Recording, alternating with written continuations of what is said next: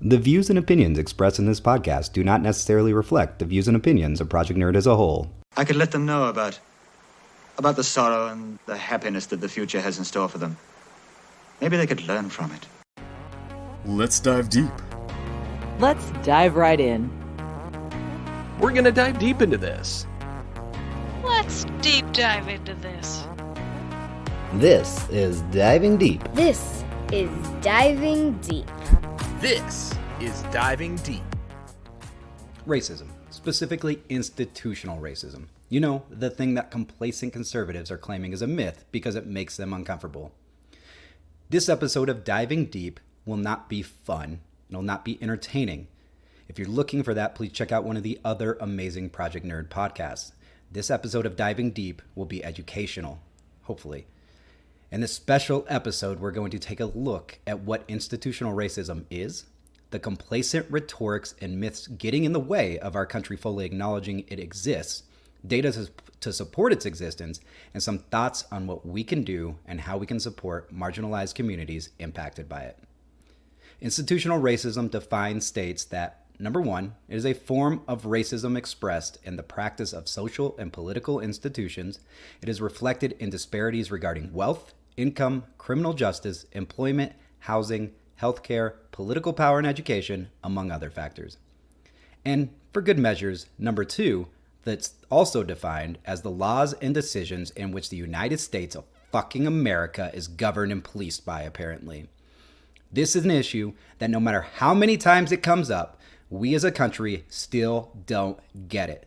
The death of George Floyd, Breonna Taylor, and the many others like them isn't a new phenomenon. This is an ongoing issue in this country, as real as mass shootings, overpriced healthcare, the coronavirus pandemic, and a president who doesn't know how to do his damn job. You know, the other conservative myths. Run the Jewels released their fourth studio album last week with songs written months, if not years ago. And in the song, Walking in the Snow, Killer Mike shared these lyrics. And every day on the evening news, they feed your fear for free. And you're so numb, you watch the cops choke out a man like me. Until my voice goes from a shriek to whisper, I can't breathe. And you sit there in the house on your couch and watch it on TV. The most you give's a Twitter rant and call it a tragedy. These lyrics paint the picture of what happened at the scene of George Floyd's death before the horrific event even occurred. That's because they weren't written about Floyd, but rather events that had happened prior. For those that think this isn't real, I really at this point don't even know what to say anymore. But I guess I'll try. If you don't think it's real because you're racist, as Tyler pointed out in this week's episode of the Nerdcast by Project Nerd, you can just fuck right off. If you don't seem to get it because of some other reason, let me try and present it to you. But before we dive into the statistics and facts of my presentation on systematic racism, I need to dispel a few myths. Mainly the myths complacent and racist individuals use to dismiss the facts. First, the fake news rhetoric. The fake news rhetoric goes well beyond racism. Yes, this country is littered with fake news. I'll touch on that. But the rhetoric itself is a huge problem because of four big things. First, anybody and everybody can and does have a voice on the internet. Listen to me right now. We're surrounding ourselves with like-minded individuals, whether you want to admit that or not. And many trust those individuals without checking their sources. Second, the older generation has a trust for a news source that they have become comfortable with because of what the news stood for when they were younger. When the limited and liable news sources were reporting to expose a government making poor decisions during and around Vietnam, those news sources didn't report with the attempts for ratings and money, but rather they risked their brand by exposing a government that needed to be exposed. Third, and tied to it, many of those same news sources did find ratings in that reporting though, and much like the rest of the big businesses in a country with deregulated capitalism, those that had the chance to benefit the most by selling out and profiting have definitely done so. So news now moves with one motive, the bottom line. Ratings and ad dollars are not driven by truth, but rather by how many eyes they can attract. They do this knowing they aren't always being truthful too, as proven in the fact Fox News spent the early days of the coronavirus pandemic trying to sell it as a Democrat hoax, while also behind the scenes stopping business travel and limiting those present in the company's office to, here it comes, slow the spread of a deadly and harmful virus. Finally, if Mr. Orange has done anything well since taking over as president, it is to sell this country on the fake news rhetoric. But Iggy, didn't you just say there is fake news? Yes, I did. And yes, there is. But the fake news rhetoric I speak of is the people of this country using it in the same way Trump does. Trump never overused the phrase fake news to shut down actual fake news.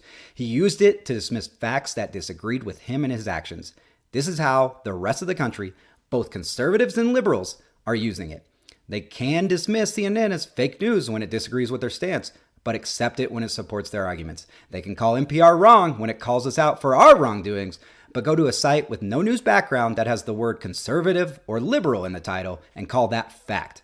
That is the rhetoric, claiming fake news so much that now everybody doubts every news source, specifically the ones they disagree with. So, here I am, a new news source for many. I accept that. I accept that I just called out other places that don't have a background or track record. But I'm going to use statistics, facts, with a sprinkle of opinion on top. Data will support what I have to say here, and we will do our best to reference as many sources throughout this podcast. But I will be clear, my opinion on some of these things line up with what many of us out in the real world see with our own two eyes. So when I say sprinkled on top, I mean in a way that when you go to Olive Garden and the person sprinkling the cheese on top of your pasta has a desperate look on his face because it seems as if you'll never tell him to stop. Let's talk All Lives Matter. Or what the white person says when we're afraid this racism thing might actually make us have to do something different going forward. According to Wikipedia, the Black Lives Matter response is a response that first began being used shortly after George Zimmerman murdered Trayvon Martin. That was in 2013. But The Guardian outlines in a very good article that they posted shortly after the wrongful death of Michael Brown, noting that the hashtag was used more than 27 million times on Twitter in that time period, really making it a movement post-Ferguson. Black Lives Matter is a phrase that was made when people were trying to say that in order for all lives to matter, Black lives must matter too. But it was quickly tied to violence and hatred of cops and white people by the voices with a platform afraid of this change. Although no accurate study shows a direct correlation with only the Black Lives Matter movement and phrase with violence. But all lives matter is rarely used to combat Black Lives Matter by racists, but rather by those that have been sold on a lie that Black Lives Matter movement is a movement of hate, violence, or black supremacy, making this an even more difficult topic to cover. The prime example here are unnamed family members of mine. They get frustrated and their complacent yet clearly ignorant asses finally speak up, retorting, all lives matter. They think because they think they're not racist, that they are using it in a way that we should all just join hands and stand together against racism when it works for them, of course. But in saying it, especially in response to Black Lives Matter, they are saying that it really means privileged lives matter. You are shutting down the voices that need to be heard right now and equally need to be heard every damn day. With those items out of the way, let's look at the numbers that prove systematic racism is in fact real. Wall Street Journal reporter Heather McDonald, and yes, I said reporter with inflection, published an article shortly after the wrongful death of George Floyd titled The Myth of Systematic Police Racism. This article clearly had an agenda because it opened by stating in the very first sentence that, quote, Floyd's death revived the Obama-era narrative that law enforcement is racist. Immediately linking black rights to a black president. Immediately linking black to black, not black to all. It does go on to use data, but much like one would expect, the article uses data that only supports its cause and not full data. McDonald's data shows numbers comparing overall deaths at the hands of police, obviously comparing white people to black people. Let's not ignore that she never actually touches on the fact that those numbers are high, no matter the victim, ridiculously high. But she never mentions why those people die. Nothing about the fact that many of those white kids with angst could have been firing on the police while somebody like Breonna Taylor was murdered for sleeping. The real data that McDonald never gets to shows something wildly different. For their book, Suspect Citizen, authors Frank R. Baumgartner, Derek A. Epp, and Kelsey Schaub reviewed 20 million traffic stops. And in an interview with the Washington Post, they shared that they found, quote, blacks are almost twice as likely to be pulled over as whites, even though whites drive more on average. Blacks are more likely to be searched following a stop, and just by getting in a car, a black driver has about twice the odds of being pulled over and about 4 times the odds of being searched, end quote. This is supported by a 2013 Justice Department study that found black and Latino drivers are more likely to be searched once they have been pulled over. About 2% of white motorists were searched once pulled over versus 6% of black drivers and 7% of Latinos. And according to the Justice Department, between 2012 and 2014, black people in Ferguson, Missouri accounted for 85% of all vehicle stops. That's the same Ferguson, Missouri, and the same time window where Martin was murdered. This is not limited to Ferguson, Missouri, though. Another Justice Department study found similar data in other towns, like in the town of Florissant, where 71% of the motorists pulled over by the police in 2013 were black, even though they only made up 25% of the town's population. It was only further supported with numbers from Kansas City's public radio when they shared a study that stated blacks were 2.7 times more likely to be pulled over in an investigatory stop. The ACLU Foundation of Massachusetts found that 63% of frisk incidents in Boston were conducted on black people. And a 2017 study of interactions between officers and citizens taken from the footage captured by police officers' body cameras found that, quote, officers speak with consistently less respect towards black versus white community members, even after controlling for the race of the officer, the severity of the infraction, the location of the stop, and the outcome of the stop, end quote. A 2015 statistical analysis using the U.S. Police Shooting Database, their own database, showed that police shootings from 2011 to 2014 found that the racial disparity in those police shootings of black people could not be explained by higher crime rates in majority black communities. And a 2018 Washington Post investigation found that murders of white people are more likely to be solved than murders of black people. There's also a strong correlation between areas that are black majority and low income and the areas with the lowest clearance rates for homicide. This extends beyond police just singling out minorities. This extends to the war on drugs, where data from New York City showed that black people are arrested for marijuana at 8 times the rate of white people. The all lives matter argument regarding drugs may be that blacks are more likely to be arrested because they're more likely to use drugs in public. But a 2002 study of narcotics search warrants in the San Diego area, meaning warrants to search for drugs in private homes, found that black and Hispanic residents were, quote, significantly overrepresented as targets of narcotics search warrants, end quote, even after adjusting for usage rates. Should we even touch on the racism of the president and how Trump's America has supported an increase in these hate crimes, racial violence, and police brutality? Hell, let's do it. Supported by a study by the Chronicle of Higher Education, after Trump's presidential victory in 2016, hate crimes on college campuses increased a drastic 25%, while the FBI itself reported a 5% increase of hate crimes against minorities nationwide, including a staggering 67% increase against the Muslim community.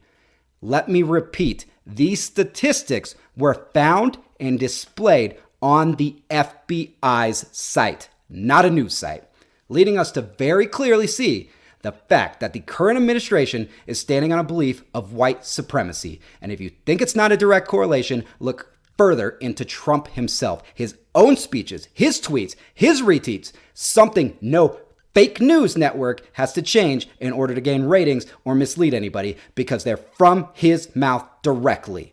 This doesn't even begin to touch on the data conducted by private organizations, Pulitzer Prize-winning local and national newspapers, internal departments, cities, and large government investigations that prove disproportionate numbers in situations of legal sentencing and the use of the death penalty, discrepancy in numbers of white students to black students in regards to school suspensions and the school-to-prison pipeline, the fact more blacks spend time in incarceration and solitary confinement per capita, and the discrepancies found in awarded bail, pre-trial detention, commutations and pardons, the difference in wages between educated and non-educated white and black people in the workforce, lower government funding towards minority-heavy communities and minority-targeted organizations or funds, a complete lack of funding in some states and even a huge fucking gaping discrepancy in health coverage and the costs associated with it.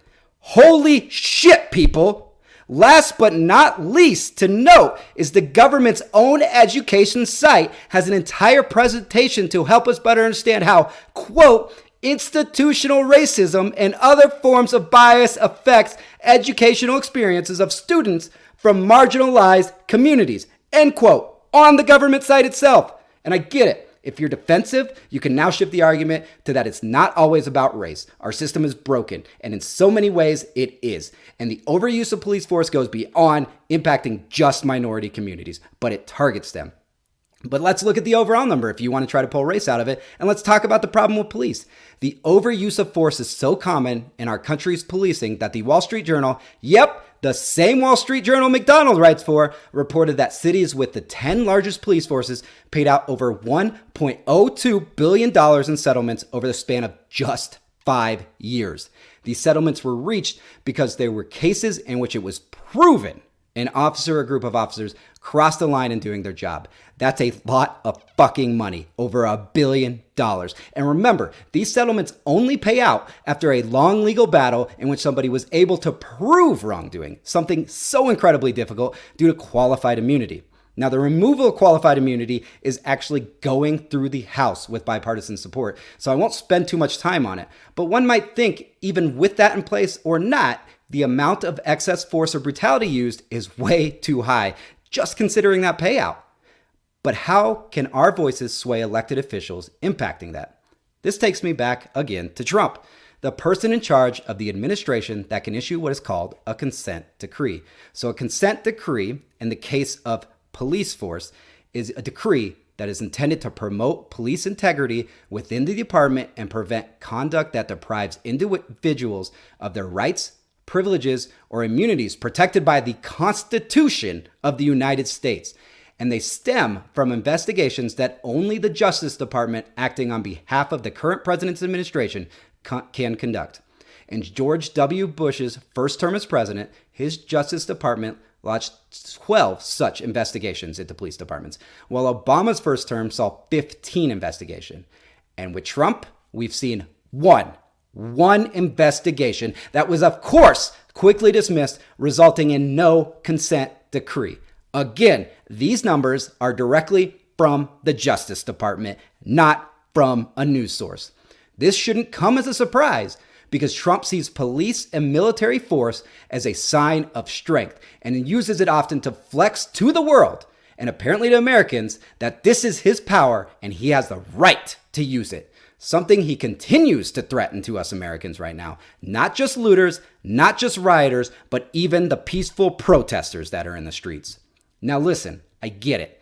I'm privileged. I'm a 35-year-old white male living in a nice home in the suburbs. I have the capability to choose taking this topic on, or I could have just gone and posted another sitcom reunion possibility on the site.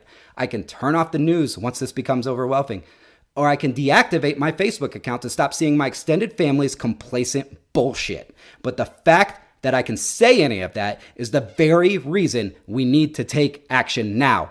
Marginalized communities need allies, not saviors, but allies to help support their cause. And anybody can call out a racist stranger or unfriend a racist piece of shit, but we need strong allies in this that call out the people we know, even ourselves at times, for complacency and lack of action. Allies like Project Nerd's own Adam Adair. We definitely talked about it this week, and I've been thinking about it and trying to figure it out. And so, okay, I need to write this down so I can get all of my thoughts out in a way that makes sense. It will also keep me from being angry the whole time I try to talk about it. I know people don't respond well to anger or, quote, I just can't listen to someone who is angry. You hear that all the time. So let me start off by saying, I'm not angry, I'm disappointed. That's right, you're about to get a dad lecture. I'm disappointed that it's 2020 and it's still considered a radical idea that everyone deserves to be treated equally. I'm disappointed that it's 2020 and that racial equality is somehow a political topic. I'm disappointed that people gaslight anyone who says Black Lives Matter with All Lives Matter, like trying to protect minorities or drawing attention to the problems of minorities means you don't care about everyone else. I'm disappointed that people think racial issues in the United States like they are things from our past. I'm disappointed that some white people are willfully ignorant of their privilege their skin color affords them. This doesn't mean your life isn't hard. It just means that your skin color doesn't make it any harder. I'm disappointed that there are people still alive who couldn't use a public drinking fountain because of the color of their skin, and painfully disappointed that those same people have to watch all of this still going on. I'm disappointed that people will use riots and looting as a way to discredit all the protesters in one breath and scream at the top of their lungs with the next breath that a few bad cops don't ruin the whole bunch. I'm disappointed that people are quoting Dr. Martin Luther King Jr. as a way to discredit the protesters without even a hint of irony, using the words of a famous protester, maybe the most famous protester, to discredit protesting as an idea that makes my mind and my heart hurt. But Adam, you say, Dr. Martin Luther King Jr. was only in favor of peaceful protests, not riots and looting. And you're correct. Way back in the 1960s, before he was assassinated for thinking that black people and all people of color should be treated equally to white people, he said just those things. But imagine how he would feel knowing that if he had stayed alive, he would have to spend the next 52 years of his life protesting the idea that cops shouldn't kill people of color without repercussions. His would be a righteous anger and fury if that were the case. But mostly I'm disappointed in myself. I'm disappointed that I don't have the energy to be angry about all of these things all of the time. I'm disappointed that I use my privilege to be able to escape these issues when I should use it to protest and to help explain them. I'm disappointed that I can ignore these issues and my life is easier, that I can simply not read a comment section because I know it's going to be full of hatred and awfulness. I'm disappointed that I don't have the courage to spend every hour of every day calling you out on your bullshit. I want to be better, and I'm disappointed that I allow you to be the reason that I'm not. As Adam mentioned in a speech that brought me to tears during our recording of the Nerdcast this last week, that we have to hold ourselves accountable, and we should be disappointed in ourselves as well as others. And no matter how progressive, how much we've seen with our own eyes, or how much we say we understand, we as allies have no fucking idea what marginalized communities, especially the black community, have to deal with when driving, sleeping, using their phone, buying something, or even just living. This brings me to my last point. What's happening on the streets right now? Peaceful protests are making up the majority of what we are seeing out there. And as much as those defending the system and police can say it's violence from the protesting side, instigating the use of tear gas and force, we are seeing the complete opposite with our own eyes from videos and unedited live streams. You would think in a case where we're trying to prove that there is not police brutality, the police would stop beating the shit out of people on camera. Let's not even mention the videos and streams of police officers clearly and without being provoked, driving through groups of peaceful protesters, destroying water and medic stations, and even firing rubber bullets and pepper spray into groups that include children. Again, something we are being told isn't happening, with Trump actually saying, quote, "What you're seeing and what you are reading is not what's happening," end quote. Yes, seriously, he said that.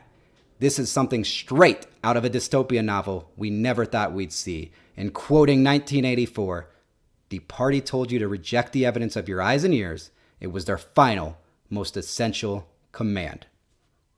But even with all of that, from my place of privilege, I have stated internally and to other friends that I can't get behind the use of violence, especially coming from violence. Even though I refuse to condemn those actions as I don't understand, I couldn't get behind it and I just didn't get it. That was at least until I listened to Kimberly Jones, as she definitely helped me get a better place of understanding. So when they say, why do you burn down the community? Why do you burn down your own neighborhood? It's not ours. We don't own anything. We don't own anything. Trevor Noah said it so beautifully last night. There's a social contract that we all have, that if you steal or if I steal, then the person who is the authority comes in and they fix the situation. But the person who fixes the situation is killing us. So the social contract is broken. And if the social contract is broken, why the fuck do I give a shit about burning the fucking Football Hall of Fame, about burning a fucking Target? You broke the contract when you killed us in the streets and didn't give a fuck. You broke the contract when for 400 years we played your game and built your wealth. You broke the contract when we built our wealth again on our own, by our bootstraps in Tulsa, and you dropped bombs on us. When we built it in Rosewood and you came in and you slaughtered us. You broke the contract, so fuck your Target. Fuck your Hall of Fame. As far as I'm concerned, they could burn this bitch to the ground. And it still wouldn't be enough. And they are lucky that what black people are looking for is equality and not revenge. Let me make this extremely clear. Project Nerd and myself are not in support of violence of any kind. But what I'm saying, and what I hope you got from Kimberly Jones, is that specifically regarding the protesters' roles in the riots and looting, because let us not lose sight that a big part of that rioting and looting are the outsiders and racists trying to take away from the original message, that again, the protesters' role in it, I get it now. I understand. But even understanding, this is still not enough. I honestly, at this point, don't have a series of great answers here to close with. I think the most important thing we can do as allies is to just shut down the complacent rhetoric, even if it's coming from loved ones, especially when it's coming from loved ones. But then we have to listen. Listen to what the Black community and other marginalized communities need us to do going forward. Not just right now, but going forward. Most importantly, we must vote. Vote the racist, vote the complacent, and vote the corrupt out now. This summer, in November, and every year after. Because that will be the biggest display of power and support any of us can show. Even though you and I may be able to breathe fine every day without a knee on our neck, we should be furious that our neighbors may not be able to. And especially at this point, anything short of acting on that is just not acceptable. That's it for this episode of Diving Deep.